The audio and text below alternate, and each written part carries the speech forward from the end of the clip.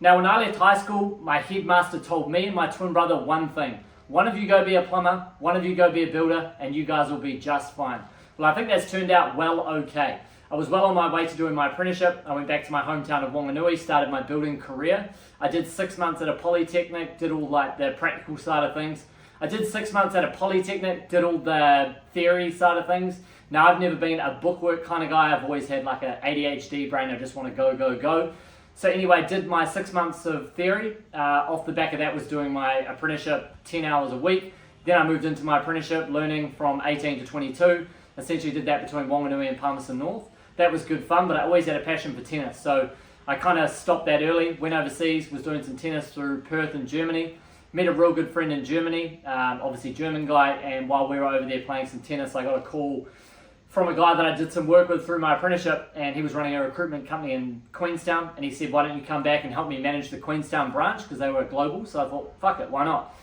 Went and helped them do the recruitment thing. They turned out to be a whole lot of scammers. Me and a friend from Wanganui, who was a qualified builder at the time, he moved down to Queenstown. We essentially took that contract off them, started our first building business, so that was cool. That was my first real experience of commercial construction, which is cutthroat, dog eat dog, low margins, nothing about loyalty. It's just get the job done, who's the cheapest. After about 5 24-hour split shifts of building commercial precast panels throughout the winter in Queenstown for a new Kmart, we very quickly realized they roped us into putting a fixed price that was well below what they should have been paying and what we were earning. So we quickly found out we were going under. My friend Jake moved back to Wanganui, and I continued on with the residential business in Queenstown, set up Baker's Builds. That was good fun. 4 years down there doing residential work, maintenance, average job value, $5,000 to $20,000. I knew nothing about pricing. In my third year, I took a volume build contract for a tier 2 building company in New Zealand. Got absolutely screamed. I got absolutely reamed on a contract.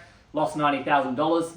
Once that happened, I moved back to Auckland, shut up the Queenstown branch, went into just purely back to residential, and that's when I really dove into quantity surveying and numbers. I wanted to know every single number on every single building project so I could make a profit on every job. And I remember a bathroom project I took in Remuera, underpriced it again, lost about $1,500 over $8,000, and I thought, this is it. I'm breaking every single job down line by line. So for the next 4 years, got into digital marketing, got into Facebook ads first, shout out Mike V, the lead guy, and we went heavy on Facebook. I spent $250,000 in about 5 years on Facebook, and we were averaging 2.5 million a year in revenue. COVID time came around, exited the building business, had a partner that I kind of like just handed everything over to in goodwill, and that's when I really started social media content. I reached out to a couple of builders that I had a mentor at the time, and he said, your knack for pricing is impeccable. So he told me you should really double down on this, so I thought, fuck it, why not? We doubled down on the pricing. I started reaching out to some builders, started doing a couple of one-off price jobs, charging $65 an hour as a contract QS.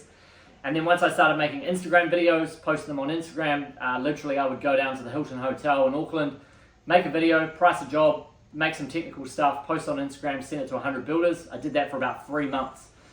When I first hit my first 100K month, about 18 months later, I thought, man, this thing is cool. So we expanded to Australia with a couple of partners. I moved to the UK, set that up in February 2025. Just wanted to test myself.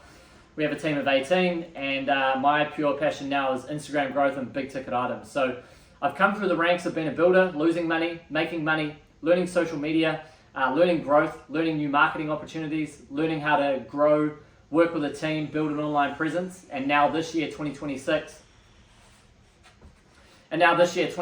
has all been about AI, efficiencies, and leverage. So that leaves me now. I'm sitting in Thailand, in Phuket at the moment, going to go back to New Zealand, help revamp a plumbing business. But the reason, obviously, the things that I've learned the most is obviously the physical side of things, seeing what business owners do well, what they don't do well, losing money, contracts, people, leverage, social media, AI. So my role now is obviously like I'm really just looking to 10x this thing with high ticket, go in, fix the business, get out, see the improvements, and grow.